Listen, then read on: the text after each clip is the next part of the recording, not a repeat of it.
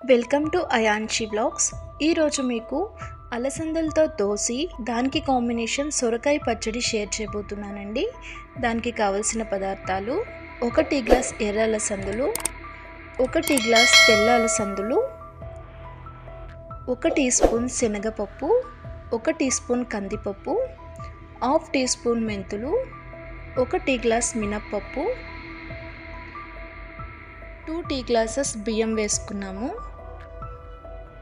Water వేసుకుని night అంతా నానబెట్టేసుకున్నాము. Morning ఒకసారి క్లీన్ చేసి ఇవి యాడ్ చేసుకున్నప్పుడు మనం 5 నిమిషాల పాటు నానబెట్టుకున్న అటుకులు కూడా యాడ్ చేసుకోవాలి. దీనివల్ల దోశ క్రిస్పీగా, కలర్ కూడా మంచిగా ఉంటుందండి.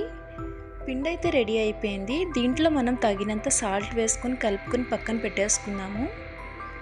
మనం ఇప్పుడు సొరకాయ పచ్చడికి కావాల్సినవి రెడీ చేసుకున్నాము. దీనికి 2 టొమాటోలు, సొరకాయ, పచ్చిమిర్చి, వెల్లుల్లి రెబ్బలు, కరివేపాకు తీసుకున్నాను. బాండీలో ఆయిల్ వేసి శనగపప్పు, మినపప్పు, జీలకర్ర ఇవి 3 బాగా వేగాక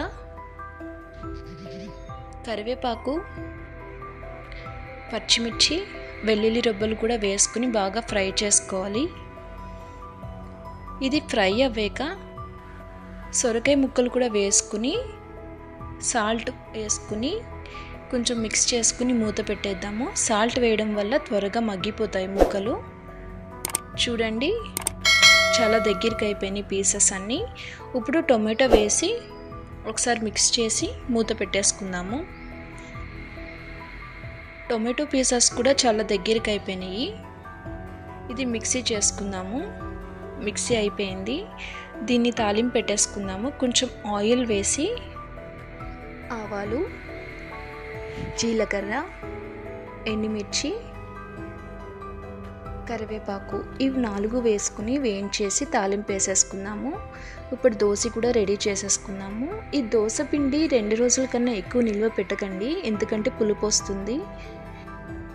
దోశ అయితే చాలా బాగా వస్తుందండి. మనకి కలర్ కూడా అటుకులు వేసుకున్నందుకు చాలా బాగా వస్తుంది.